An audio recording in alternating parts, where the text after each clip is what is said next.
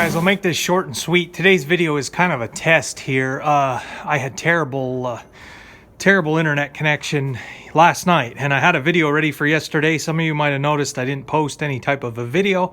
That's because I had terrible internet connection and a 20-minute video, so that doesn't work. So I just left it go. Now today we're just going to make a shorter one just to see if the connection's back up. If that's the case, I'll have a video for tomorrow that's a little bit longer. So I'm back in this feed room again. Looking at this silo, I had done a internet search to see the capacity of corn silage in this silo. The size, it's a 20-foot diameter by 30-foot high. I've said that many times before, but according to the chart I found, and I don't know if it's right or not, this silo should hold 150 tons of corn silage. So 150 tons, I don't know what that translates to as far as feeding cattle, how many steers can eat off of that, and how much you would have to remove every day to stay ahead of the spoilage with a 20-foot around diameter. So for those of you guys that have silos and know all this stuff, I'm not really in the know. I know we had 50 or 60-foot harvest stores, and it's hard to tell. I'm just kind of thinking here, trying to figure how much feed or how many feet of corn silage you would have to remove to stay ahead of spoilage, and how that translates to number of animals, the number of animals you would need. If that chart's correct, maybe it's not. Some guys might know better. Might have some more information for me.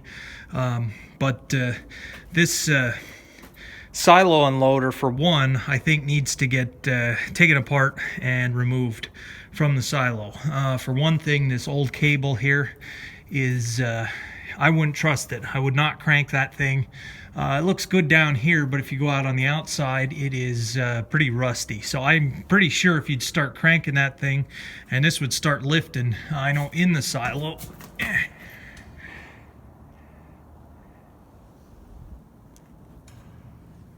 it does look pretty bad, the cable. So I think that cable's at the end of its life. If you would happen to get another unloader, probably your best bet would be to replace the cable. You almost should.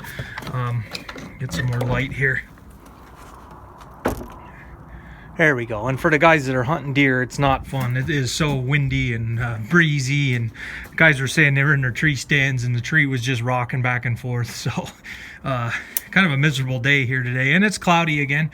The sun has not been out in 4 days now. So anyway, back to the silo. So yeah, that's the story here.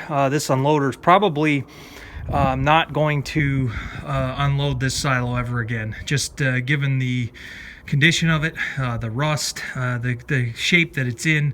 I was in this silo. I've done past videos on that unloader. You guys have probably seen it. If not, they're on YouTube. Any video about the silo, I crawled in there already, and there's standing water in there, and that's to be expected. So I don't know what would be involved with dismantling this unloader and getting it out of here. Probably not too much. You start cutting on it, it'll come out.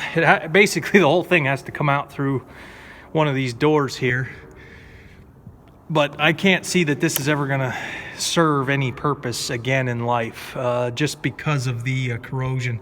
And you figure it's been sitting since they quit farming here in the 1980s. 1980, I think, was the last year. So from 1980 to 2018, this thing has been hanging here and hasn't moved. So I don't know. I'm pretty sure. I don't know what year they built the silo or the year that they put the unloader in. I don't think it had many years on it, but it's just sitting in here, and it looks like that gearbox is dripping gear oil.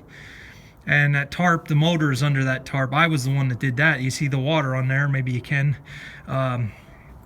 I crawled in there when I moved here, or before I moved here. I crawled in there with a tarp and tarped the motor because the roof was leaking right on the electric motor, so that was no good. But I don't know. So 150 ton is what I'm coming up with. If you guys have any other information, be interested to know. We're not really doing anything here yet with it, but I like to think way down long term and way down the road. So like I say, I think my best bet might be to remove that out of there. Because if you're gonna use this, you're gonna have to lift it up anyway. If you're gonna put an unloader in, it's gonna have to come out anyway. If you're not gonna put an unloader in and fork it out by hand like some guys do, it's gonna be in the way. So I don't know. Comment below. I'd be interested to hear you guys that have silos and stuff. So I'm going back inside. 5 minutes and 30 seconds. Okay, I'll try that. I'll see if the connection's better today. If it is, we'll be back to normal tomorrow. So thanks for watching.